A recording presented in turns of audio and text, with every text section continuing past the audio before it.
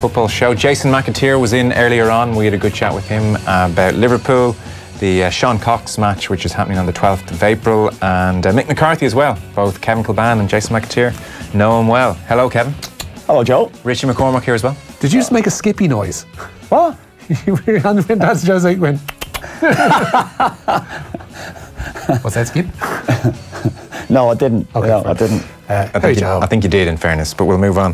Michael Bent with us. You'll have seen the Losers series on Netflix if you are subscribed. And one of the opening programme, I think, is Michael Bent. That's still the one I've seen. Heavyweight champion in 1993. Beat Tommy Morrison. Yeah.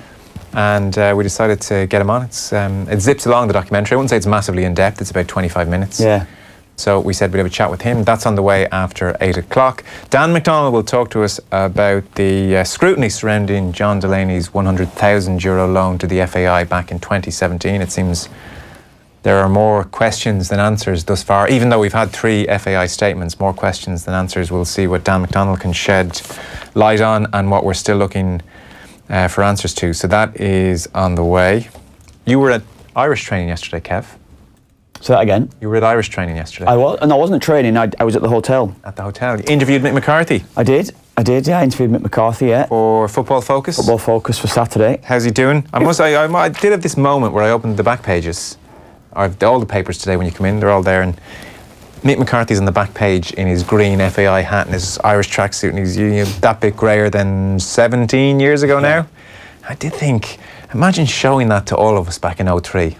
Here's the newspaper from 2019. Mick McCarthy is Ireland manager again. Having just replaced the management team that includes Roy Keane. You just... They're on drugs, Joe. It's never going to happen. Just couldn't write that. And I did have a moment where I thought, you know, I'm glad his last few months with the Irish team are not going to be what they were. Yeah. So that was my thought. But how was he doing? He was in good form. Yeah. Very good form, yeah.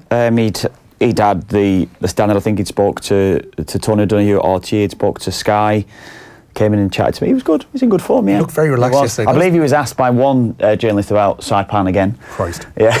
Really? He was, yeah. But even the top table... Was it you?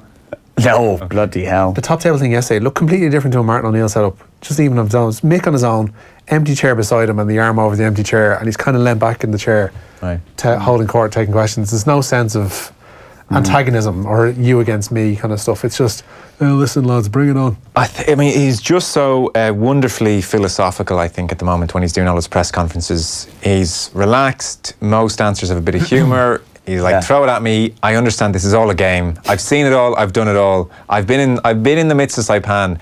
This little moment here is not going to bother me one little bit. And he still, I think, really has a lot of confidence in his own management. Yeah. Feels he can do something with the team. And I guess we get started this Saturday. 8 games. When you put it in those terms, imagine a new Premier League manager starting with a new team.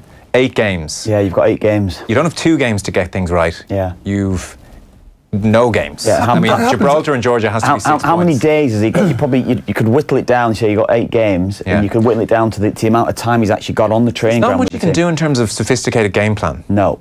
This week, I mean, I was out there yesterday. They wouldn't have really been able to do anything in depth yesterday. A lot of the squad hadn't even arrived. Even listening to Enda Stevens, he was asked about, is there a difference in how he approaches games and tactics-wise out in the training pitch? He's like, well, basically we just saw it in yesterday, and we're still waiting on some lads to come in, like you mentioned there, and we haven't gotten into anything in depth. You just wanted to see that you're at it. Yeah, fair enough. It's about it. Yeah.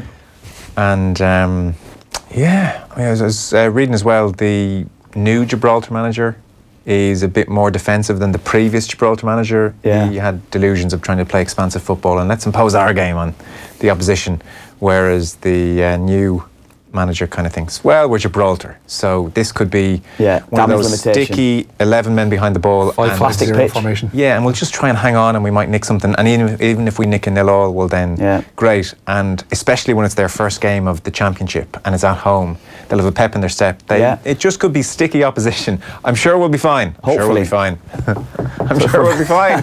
Stop saying that, Joe. We're grand. And then Georgia on Tuesday night. Yeah, and Georgia, we know in the last campaign. Was it the last campaign when they probably was? We played them a lot, haven't we? They outplayed us. They outplayed us. At Viva. Dominated us over the 2 games. They dominated us with the ball, didn't they? We got a bit of a run around in the games. So, yeah, they've got good players. So I'd like to think that in the game that we I don't know, get at them. Just get at them a bit anyway, and just create a good positive vibe to the team, because there's been no positivity around the side now for a while. To use a rugby parlance, and it's probably wrong of me to do so this week, use front football, Kev. Yeah, front football, is that what it is? Front football. Front football. Get at them. Play on the front foot. That's what you said, Front Kev. foot. Front foot. That's the level of tactical sophistication you bring to the show. Let's get at them.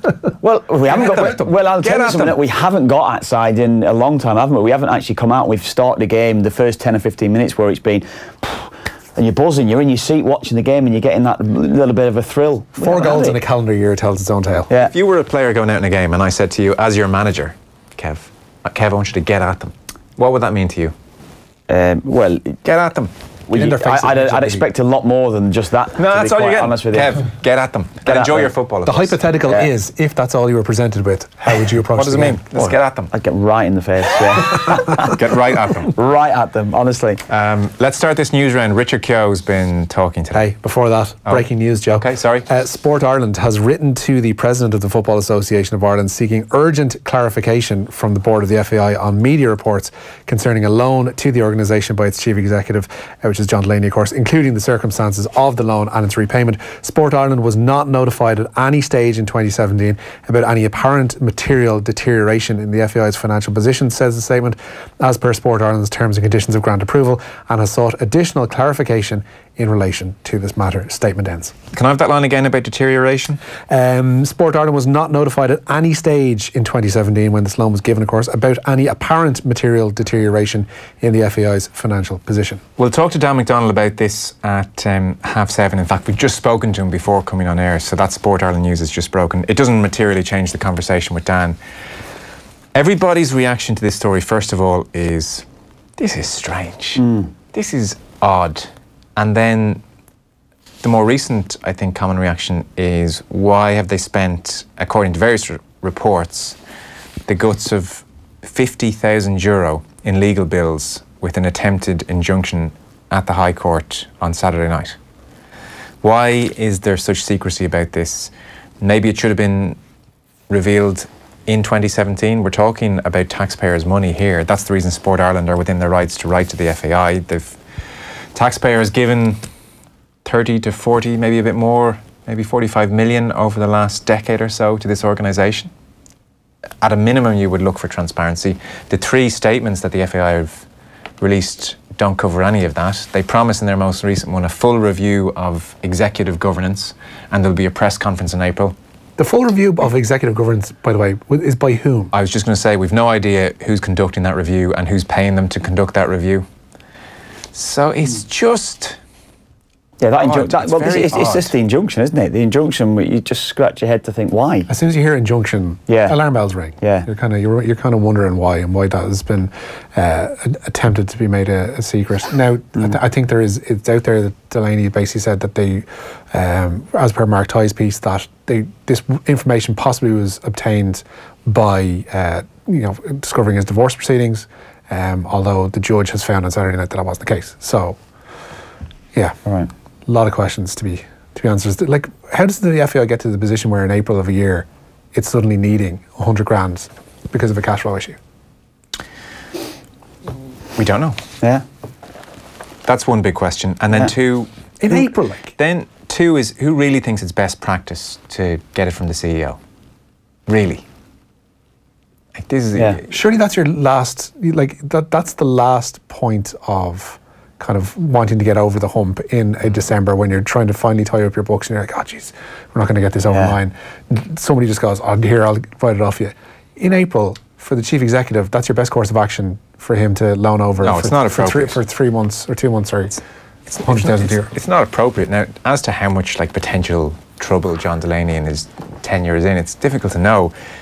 It may just be that this is just very strange and it was a really poor decision to get the loan from the CEO, but there's nothing more untoward there. Now, you wish they just come out and said that at the time, and this business of the attempted injunction, the failed injunction, which, as we said, can cost the guts of 50 grand, there's no clarification as to who's going to pay the legal bills. Is taxpayers' money ring-fenced from that?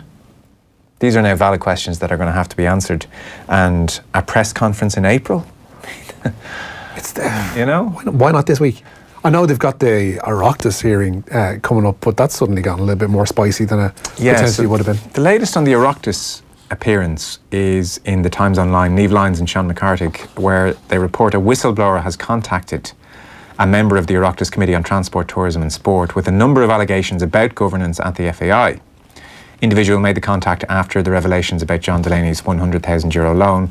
It's understood, they write in the Times Online, the whistleblower is preparing to make a formal complaint to the Office of the Director of Corporate Enforcement.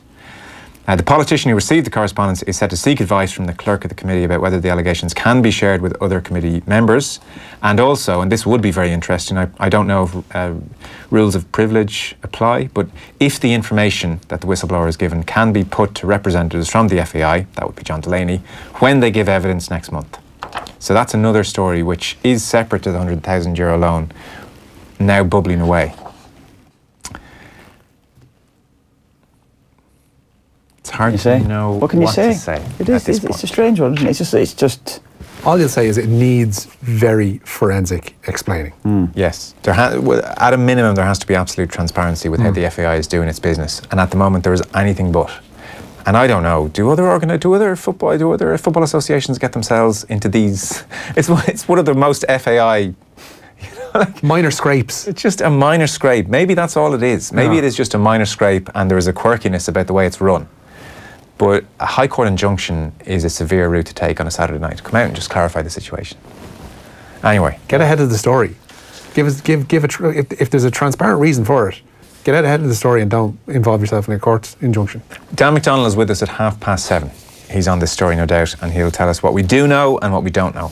Now, where are you starting? Pitchside stuff. Richard Keogh says Mick McCarthy's installation as Republic of Ireland manager has drawn a line under a poor 2018. Ireland won just once in their 9 games last year and begin their Euro 2020 qualifying campaign this Saturday away to Gibraltar. They will travel to the Rock without Shane Long, who's withdrawn from the squad due to a groin injury. He's been replaced by Millwall's in-form Aidan O'Brien. He scored at the weekend. Ireland continued their preparations at Abbottstown today, and Keogh says the squad are raring to make a bright start under McCarthy. The way it ended, last year for us wasn't a great year. I think we can all, hold our hands up to that. And as players, we've got to take responsibility. We could have performed a lot better. But I just think now it's whatever has happened in the past is in the past now. Obviously, Mick's coming in. He's a fantastic manager, a fantastic guy. Obviously, his record, not just for Ireland but at club level is very good. And I can just walking into the group, I think there's a good, vibe. There's a really good excitement about it. I just think, like I say, whatever's happened in the past now. And we just got to look to this campaign and look to the future. And like I say, with a few new guys coming in who deserve their chance, it's up to us now as players to really try and step up and have a really good qualifying campaign.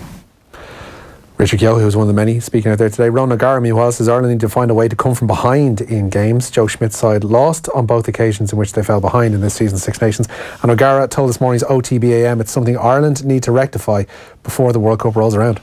The one, I think, great learning they can get out of the weekend is the question you asked there. How do you chase a game with the tactics they have, and the fact that I think their game is set up for controlling the ball and scoring and dictating tempo, but if that happens, have the capacity to stray from focusing completely on playing a ruck game to potentially playing an offload game. Meanwhile, O'Gara's Club Crusaders are believed to be considering a name change following the Christchurch terror attack. The 9-time Super Rugby winners have held that name since 1996, but given the religious undertones and overtones even of the moniker, a change is being considered by the club's hierarchy. We'll have Wednesday Night Rugby tomorrow on the show, and OTBM obviously had Ronan this morning if you want to catch that full interview, and yesterday Brian O'Driscoll was in with Owen, so there's plenty of rugby knocking around if you're looking for more analysis on the weekend. Jason McAteer on the football show between 9 and 10. We recorded this earlier on, it was on Facebook Live. One of the key revelations, I thought, one of the important revelations in the chat is that Jason McAteer, pretty much just apropos of nothing, said, by the way, I got Botox on my wedding day 5 years ago. Sounds like something that McAteer would just come out with, though. And it was. Like literally you'd shake your hand and go, by the way, I had Botox. Yeah. Then he then said, I've never had it since. All right, I'm lying. Yeah, I've had it done. I've had it done again. Yeah. There's a picture of him on his wedding day, actually. See that forehead? That is wrinkle-free. Smooth. That is a beautiful forehead, isn't it? Oh, do you play bowl? You bowl off that? He was saying that it is difficult because he has an expressive face. He like those eyebrows go up and down when he tells a story, but there was nothing. He wouldn't recommend it. Doesn't last long enough, he reckons. Yeah. No, it wears off. 250 quid a pop. It's not good enough. Maybe if he was paying more from a more reputable Botox Well, provider, maybe. He said this would last longer. He'd rather buy himself a driver, he said, a golf driver. We get into it in the football show. It's all on the way. Don't ruin the Botox. No. Right. Did you get it done, Kev? Kev made his feelings clear on the situation. A few lines Richie. I've got plenty of lines, but I'm quite content. It's all right. Dublin hope to have Paddy Andrews back for their Leinster Championship quarter-final. St Bridget's forward suffered a broken jaw during Saturday night's Allianz Football League Division 1 loss to Tyrone. Andrews sustained the injury in a second-half collision with Tyrone keeper Niall Morgan. He is expected to be out for at least 6 weeks, which should render him fit enough for the Dubs quarter-final with either Louth or Wexford when that comes around. That wasn't a great collision. No, it was pretty Morgan. poor, yeah. Is he in trouble? Is he been cited? Picked up a yellow card at the time. Beyond that, does that prohibit him? Okay, well, what's the latest in the rules if the referee deals with it? I think the referee deals with it at the time. Is that it? Done deal. Okay. Don't quote me on that. But they're literally, I haven't heard of people about it since. Padraig Harrington says it could be 9 months before his wrist has fully recovered. The 3-time major winner will make his return to action at this week's Maybank Challenge in Malaysia after suffering a broken wrist at home over New Year's. Harrington's also confirmed that he will play at this year's Irish Open at Lahinch, but he concedes he still won't be fully fit by then. Mightn't be 100% for about 9 months, I believe, or at least another 6 months anyway, 7 months. So yeah, I'm working away at it. I hit shots yesterday in the range. I hit shots last week, and the wrist is holding up. There's no doubt about it. There's a certain amount of mobility issues, and I have to work on the strength of it and things like that. But maybe hit a few less balls in the short term. But in general, it's right on track. If anything, it's probably ahead of expectations. Yeah, good. David and Raheeny's texted in, lads, just for the crack. Oh no. It's never a good start. This question, this is like, just for the crack. This is towards the end of the night kind of game. Lads, just for the crack, what one word do you think pro footballers would struggle the most without? I'm going to go for, obviously. Gaffer? I think they'd be lost without gaffer. Gaffer, yeah. They'd be lost without gaffer. In fairness. That's 2 words. Yeah. Fairness. To be fair. End of the day. End of the day. End of the day. End of the day is a good one. Yeah. A phrase, I suppose, yeah. Or as Harry Kane came out with today, it is what it is. Anyway, look, I'm sure it's one of them. It's one of them. That's another one. Oh, it's one of them. It's one of them. It's one of them. One word, everyone. The rules are clear. All right, but that's it. It's. Obviously. Yeah. I'm sure the text machine's about to light up. Paris Saint-Germain have won an important legal battle at the Court of Arbitration for Sport today. An appeal by PSG against UEFA reopening an already closed investigation into alleged breaches of financial fair play has been upheld by CAS. The case, though, is separate to another UEFA investigation into PSG's 2017-18 finances when they signed both Neymar and Kylian Mbappe. By the way, ultimately, I'm not that worried. I'm not worried about Gibraltar. We can beat 34,000 people. The fact that you keep bringing it up. 34,000 people, Kevin. Is it, yeah? It's like a town. On an AstroTurf pitch. Remember when Lincoln Red Imps a few years ago and they beat Celtic in the Champions League on that AstroTurf pitch? Kev. And that's Lincoln Red Imps. Wasn't that Brendan Rodgers' first game in Champions Yeah, Brendan Rodgers' first game, yeah. Yeah, you're playing with fire now, Kev, bringing that up. Right, it worries me. They worry me, yeah. They were the ones we used to play against the sides as well. I would be more nervous against a Gibraltar or that rather than playing against one of the big boys or any of the teams. It's that 0-0 in Liechtenstein. Yeah. That's still in the back of everybody's head. What was it, San Marino? Oh, horrible. I was there. San Marino was disgusting. But you see, just by dint of the laws of physics, 11 fairly motivated lads standing back, camped in their own box. Yeah. It's like, you can just get really unlucky. So I've no doubt that you went out some days going, we better get an early goal here. I'm sure when you get the early goal, it's a different story. Yeah, we conceded against Andorra at home in the qualifying in 0-2. Ildefonso scored it. Yeah, he scored a great goal, didn't he? He scored a great goal against us, and that was it. We were like, oh my God, here we go. But anyway, we... And it must flash across your minds, we're going to go down here in infamy. This will be remembered forever. The San Marino one has got to be the one that that had to be flashing before your eyes then. Yeah, that was, what was it, 96 minute when Stephen Island scored? Come on, Stephen. Yeah, I think I'd put us in front. It was no ego. It never stops. It wasn't that, but it was 0-0 at half time, and it was just the atmosphere. The dressing room was like, lads, come on, and it was just when I'd scored it, everyone was just over going, thank for that. You know, it was just and then we concede. Oh, it's just Oh, it's mad stuff. Yeah, horrific. Alison Miller? She says it's been an honour and a privilege to play for her country as she announces her retirement from international rugby. The 34-year-old winger made her Ireland debut back in 2010 and was a member of that Grand Slam winning side of 2013. She only returned from a career-threatening double leg break during this season's Six Nations, but has bowed out from the international game. While Ian Henderson remains a doubt for Ulster's Heineken Champions Cup quarter-final with Leinster, the second row suffered a knee injury in Ireland's Six Nations win over France and missed the defeat to Wales as a result. Henderson's injury is being taken day by day by the Ulster coaching staff. However, both Will Addison and Craig Gilroy will miss that game with Leinster through injury. So Team Sky? No more.